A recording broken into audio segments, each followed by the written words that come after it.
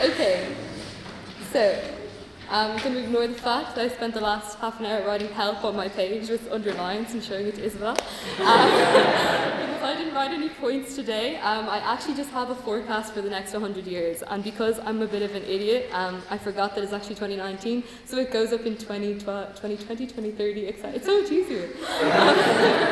Okay, forecast for the next 100 years. Here we go. So, 2020, it's the year 2020. Greta yeah, establish that. It's the year 2020. Greta Thunberg gets to go back to school with the promise that politicians finally would take climate action. Wildfires hit Europe in the hottest summer ever on record. RuPaul's Drag Race enters its 13th season, and I myself am looking forward to my sweet, sweet PwC internship.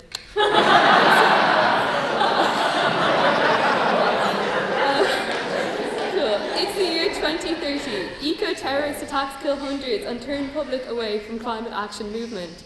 Record sales in keep cups and aluminium straws. Point of no return for climate reversal passes. RuPaul shows signs of mortality as shows enter its 23rd season. Oz and Harry lose the last of their hair whilst working for NAMA. And I myself finally get to meet Timothy Chalamet. It's the year 2040. An increase in climate refugees causes xenophobia to rise and fascism to establish itself in Italy and other European states. The last traces of the coral reef are destroyed by changing pH levels. Big tech rules our lives and installs chips in our brain to collect even more data on us.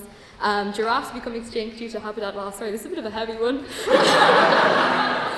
RuPaul becomes wheelchair bound but is still able to turn it out, girl! Okay, it's the year 2050. Geopolitical tensions are rising. Europe becomes unbearably hot whilst climate refugees come in their thousands. Rich Dutch people retreat to their mountaintop mansions while the Netherlands is covered with water. Female percentage in the Dáil increases from 22 to 25%. Me at 49, I get the menopause.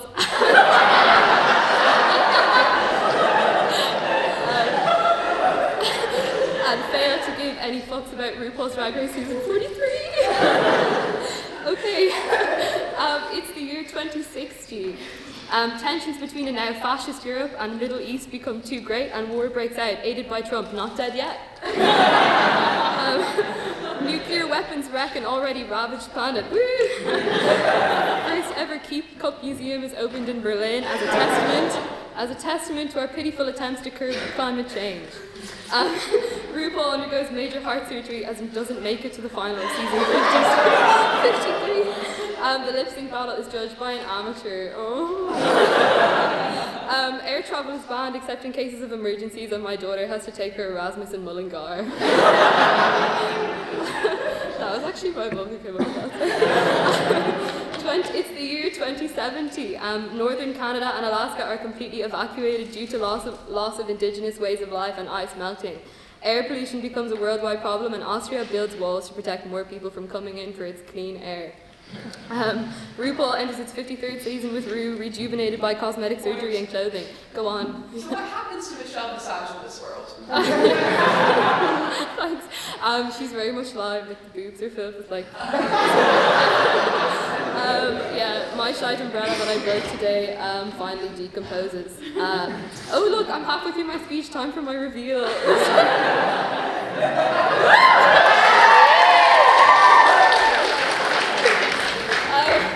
It's the year 2080. Greta Thunberg announces with regret that she is leaving to live on Mars with the rest of the Swedish population.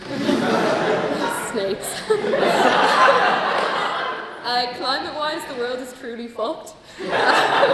13,000 families are displaced in Dublin as coastal areas such as Sandymount and Clontarf are consumed by rising sea levels, contributing to the already massive housing crisis. No, we haven't fixed it yet. The last polar bear dies, and RuPaul... I don't fucking know at this point.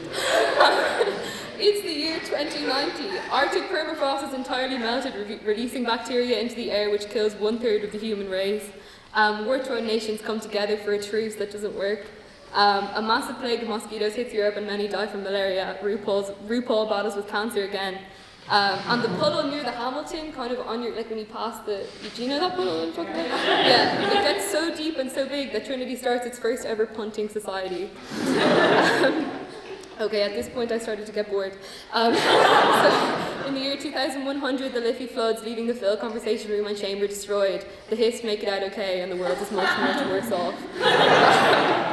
In 2020, my sister's biodegradable phone case finally decomposes somewhere near the Galapagos. And RuPaul finally dies. So do I have any substantial points to bring to this debate? That's a good question. That's it. Yeah, so in that's 100 years. That's the forecast of 100 years. And now I'd like to speak about women's rights.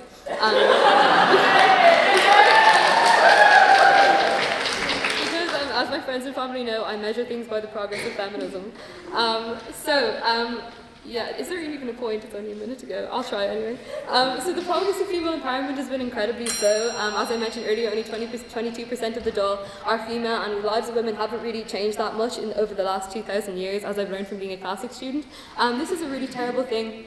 Marriages are still arranged. Some women are still expected to wear veils in public. Some women are allowed to leave the house without permission. Domestic abuse is a terrible thing, and we are still regarded as untrustworthy and devious. So today, women still face inequalities that are unlikely to change within 100 years, because 100 years is extremely short period of time when it comes to feminism. So what this means is that women aren't going to be in positions of power when we're trying to fix climate change, and that's really bad. Because women are essential for the climate action movement. Women and men are affected differently by climate change. Women are affected more because we're economically poorer as a whole, and we're also less educated and less able to make quick decisions because we're not in decision-making rooms and things. Oh Lord, I don't have time for this point. Cool. So, to conclude, we humans behave like every other uncontained species left to thrive unchecked. We are like bacteria in a petri dish. We spread ourselves over the face of the earth, consume all the resources available to us, and when we are finished, we will die. We have 100 years. Let's have fun. Thank you.